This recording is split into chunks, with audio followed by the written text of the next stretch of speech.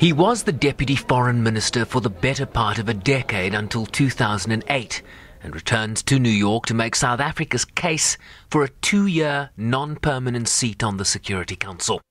I hope we'll get a chance to talk about the broad African challenges and how, when we're talking of peace and stability and all, how do we then deal with the issue of growing poverty, inequality, unemployment? And as you know, that's a huge challenge, not only for South Africa, but for many other countries in the world. He says despite the country's sharp criticism of the lack of reform of the Council, it remains important to have a voice representing poor and weaker countries at the table, while warning of dangers that lie ahead. I think since 9/11, and subsequent to this, since the Middle East crisis has taken dimensions where some major powers are taking sides in the question, we are in a very dangerous situation. Personally, I think that the international community might be sleepwalking itself to either an accidental or a decision to go to another big power conflict.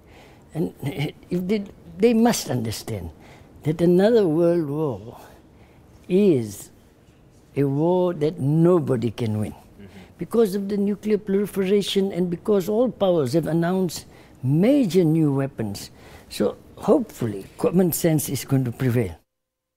This is going to be a tough question for you because you're not in government anymore, right? And I pressed him on lessons learned after the controversial vote in support of the no-fly zone over Libya that led to the ouster of Muammar Gaddafi.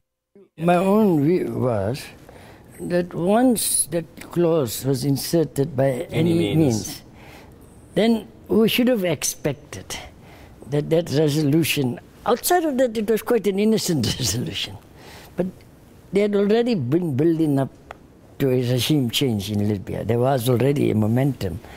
And once that clause was inserted, you had to then expect. So it was a bad decision in your view? I think understanding that people expected that nobody would take such a silly decision. I think in the end we can say that could be seen as one of our mistakes.